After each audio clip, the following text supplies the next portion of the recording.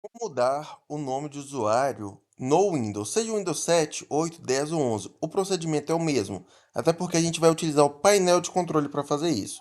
Então vai aí na aba de pesquisa e escreve painel de controle. Perfeito, ele vai abrir aqui o painel de controle e aqui no painel de controle você vai na opção contas de usuário. Então aqui você vai em contas de usuário, novamente contas de usuário e aqui ele vai listar os usuários que tem aí no Windows.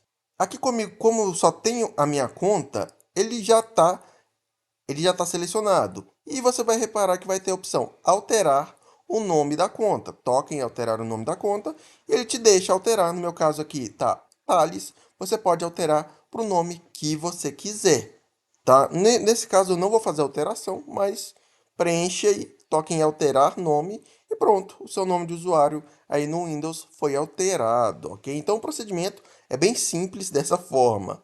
Foi.